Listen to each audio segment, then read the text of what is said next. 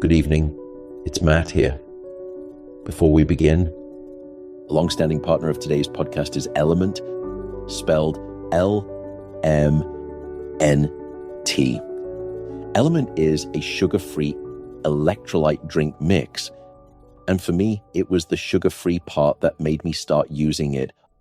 And again, I buy my own supply just to stay objective.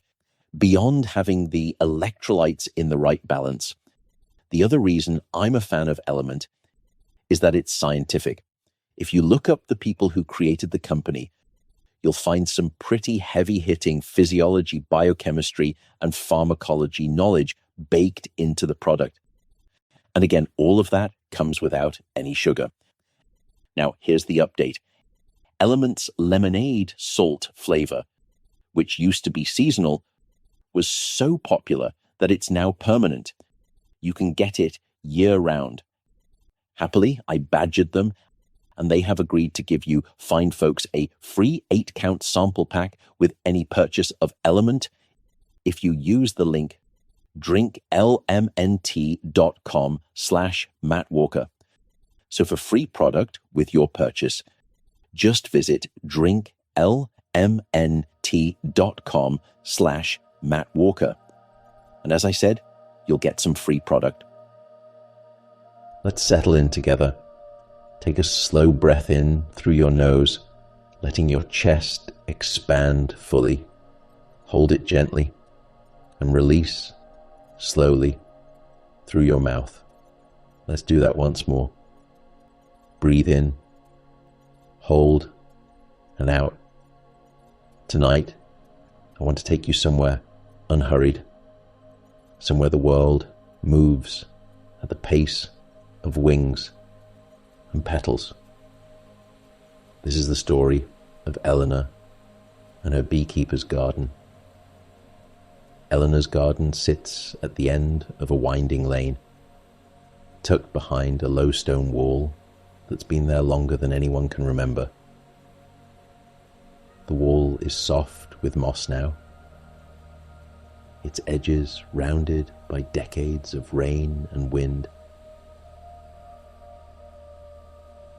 and it marks the boundary between the ordinary world and something quieter.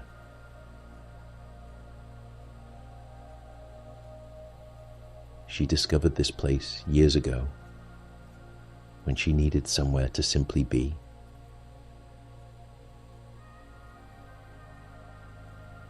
The cottage came with the land, a small thing with a slate roof and windows that rattle pleasantly when the wind picks up.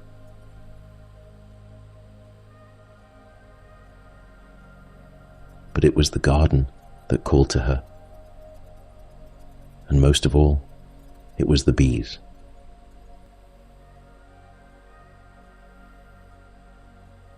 Eleanor keeps 3 hives at the far end of the garden, painted in faded colors.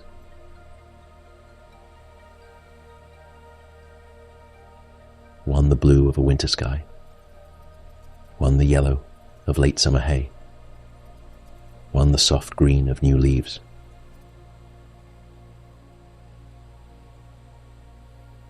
The bees have been here longer than Eleanor. They know this land in ways she's still learning.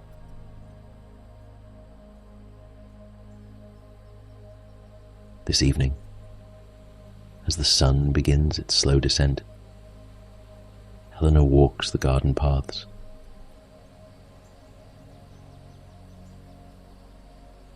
The flagstones beneath her feet are warm from the day's heat.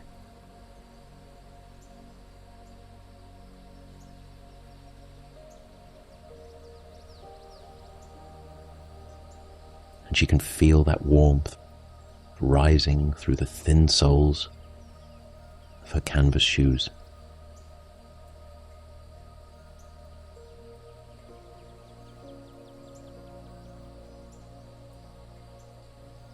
Each step is unhurried. There's nowhere else to be.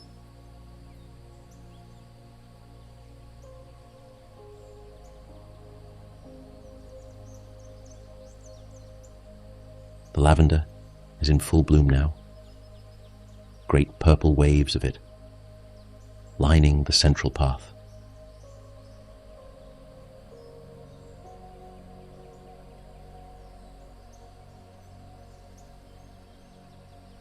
Eleanor runs her fingers through the flowers as she passes, releasing their scent into the air.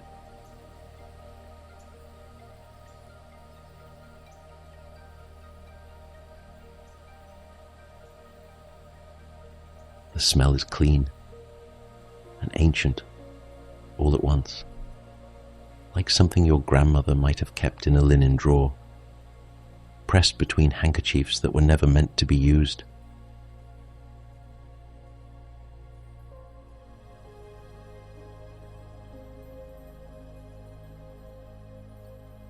A honeybee lands on her wrist. Eleanor pauses, watching it.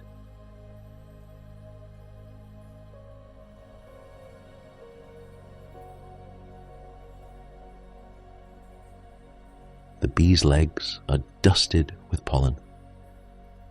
Tiny golden saddlebags packed with the stuff.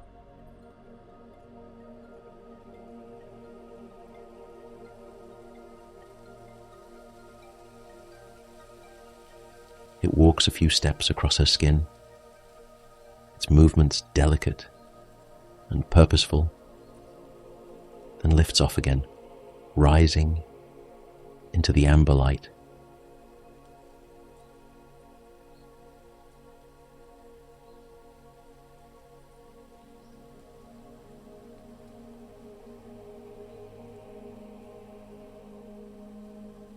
She follows its path with her eyes as it rejoins the others.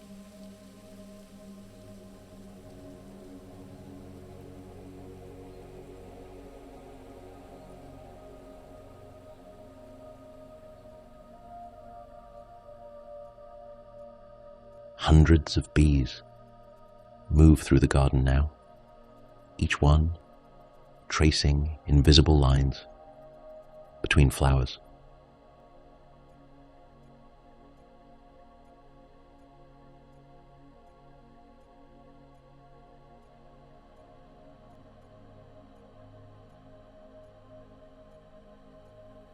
Their flight paths crisscross like threads on a loom, weaving something you can't quite see, but can somehow feel.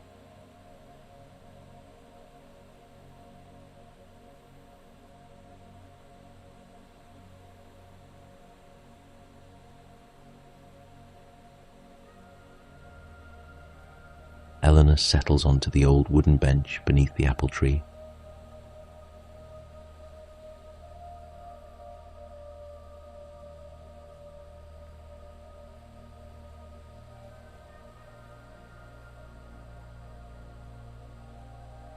The bench has a slight lean to it, not enough to be uncomfortable, just enough to remind you that it's been here through many seasons, many gardeners, many quiet evenings exactly like this one.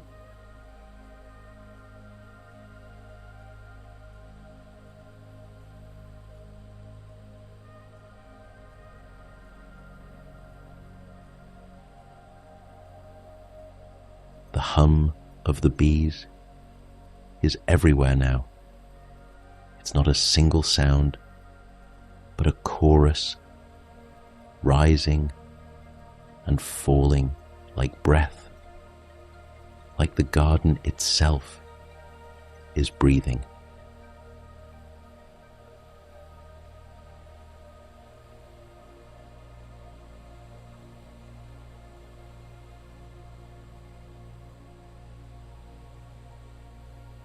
Scientists have measured this sound, you know. The frequency of a healthy hive hovers around 250 hertz, the same range as a cat's purr, the same frequencies that have been shown to promote healing in bone and tissue.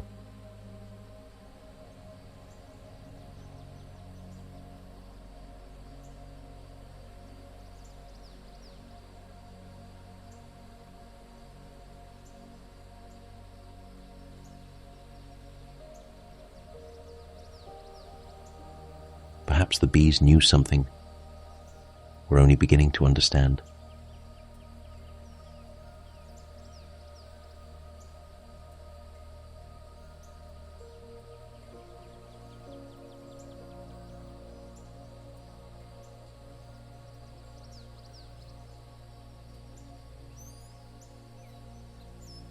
Eleanor closes her eyes. The warmth of the fading sun touches her face. Like a gentle hand behind her eyelids, the world becomes simple.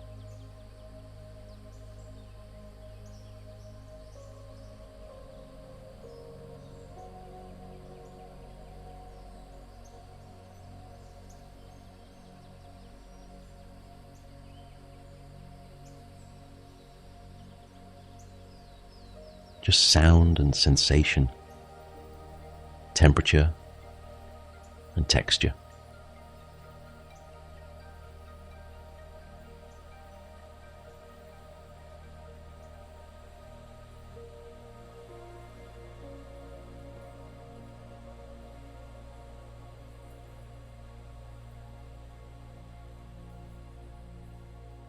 A breeze moves through the garden, stirring the leaves of the apple tree above her.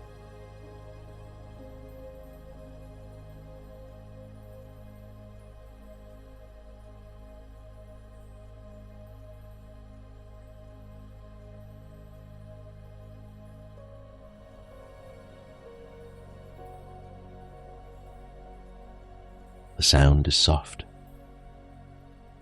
like pages turning in a book no one is rushing to finish.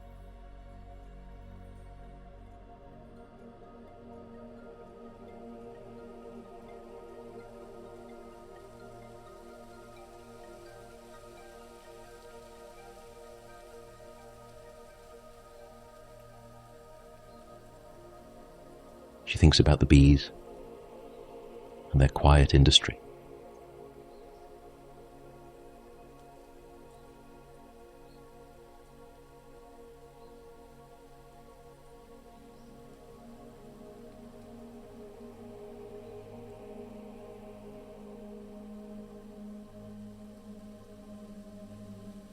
Each one lives for just a few weeks in summer, yet in that brief time a single worker bee will visit thousands of flowers. It will fly hundreds of miles, and at the end of its life, it will have contributed perhaps 1/12 of a teaspoon of honey to the hive.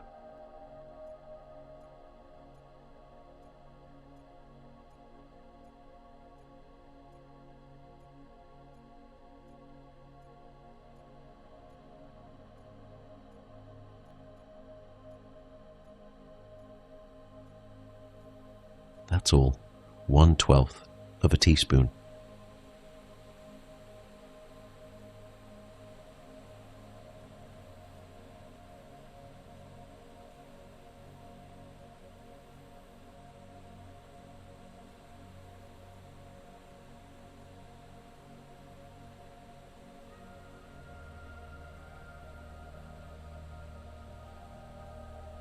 But here's what Eleanor finds beautiful.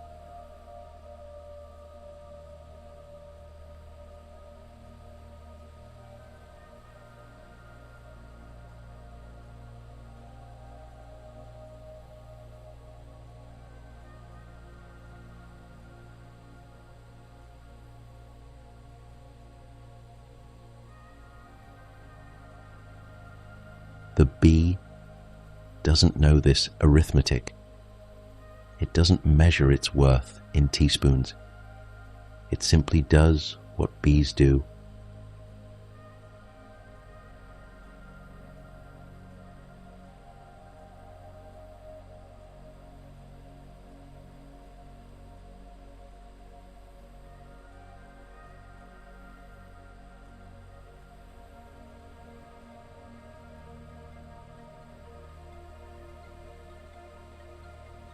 Moves from flower to flower, carries what it can carry, returns home when the light begins to fade.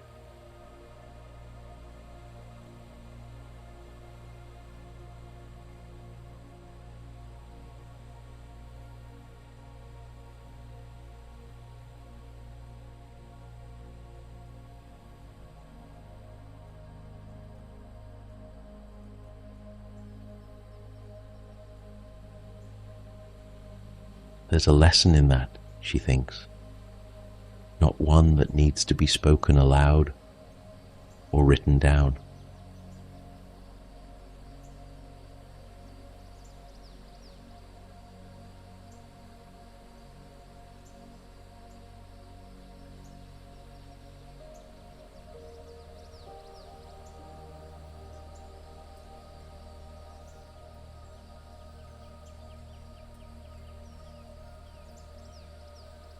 Just something to feel, like the warmth of the stones or the scent of the lavender.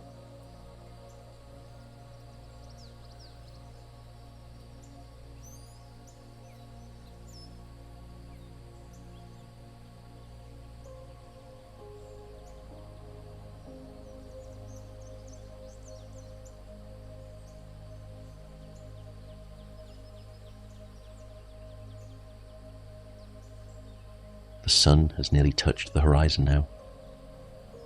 The light has turned golden and amber.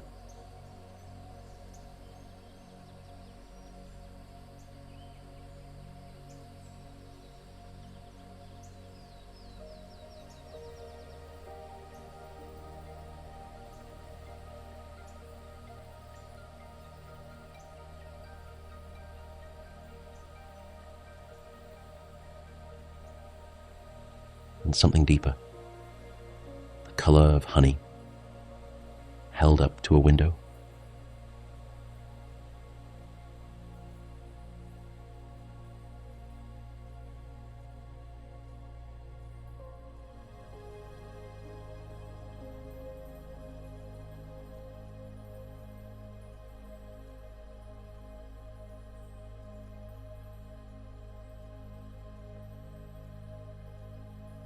The bees are returning to their hives.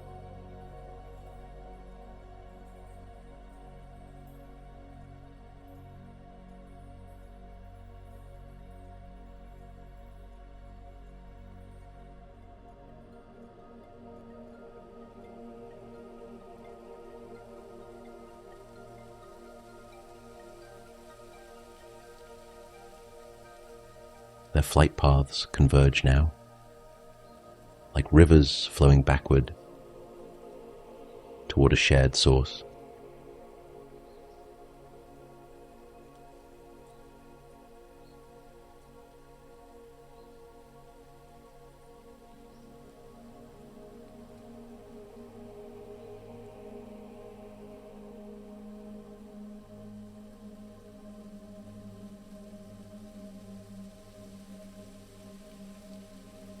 Each one carrying its small cargo home. Eleanor watches them until the last one disappears through the entrance of the blue hive.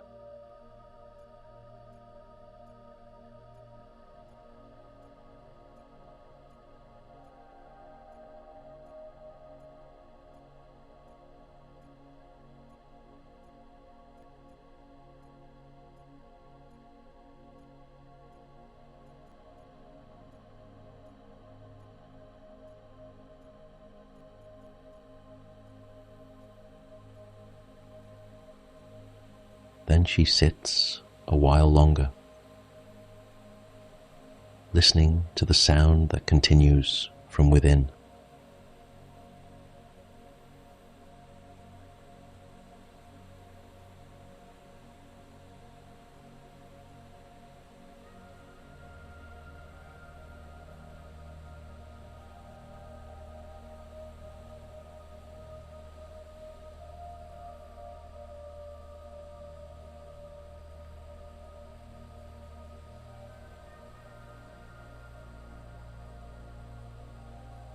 That gentle hum, that collective breath.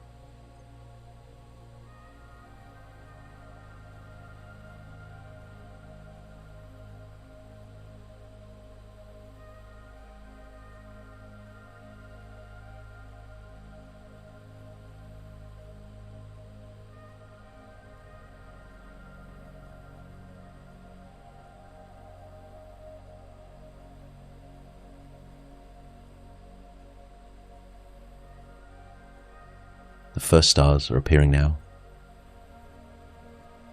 Faint points of light in the darkening sky.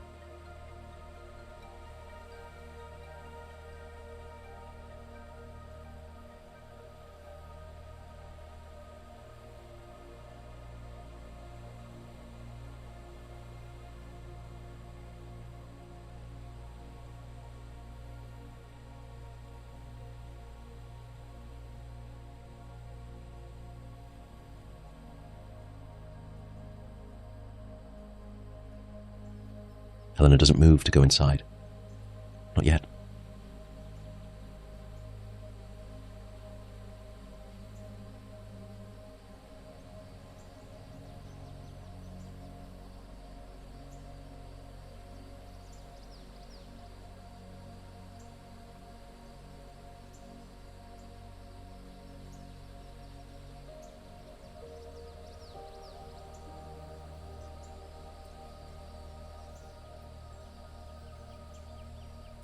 The garden holds her in its quiet embrace,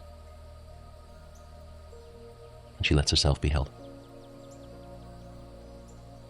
This is enough, she thinks.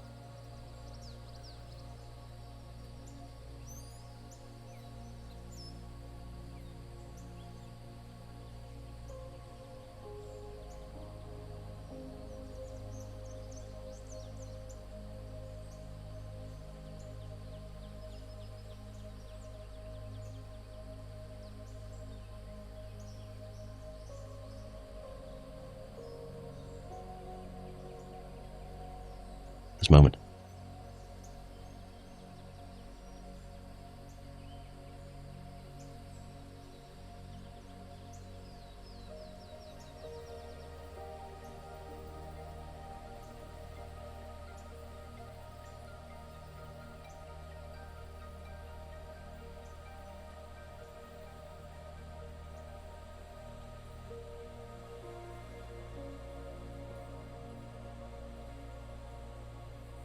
This breath.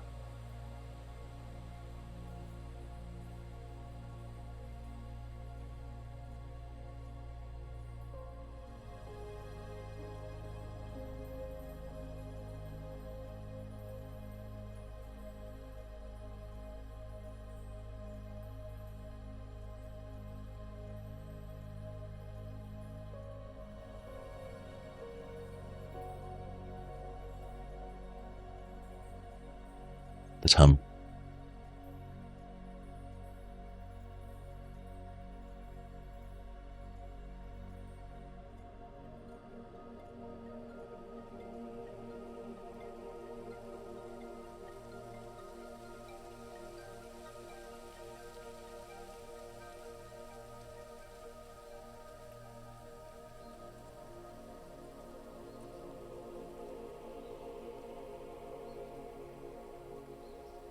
This is enough.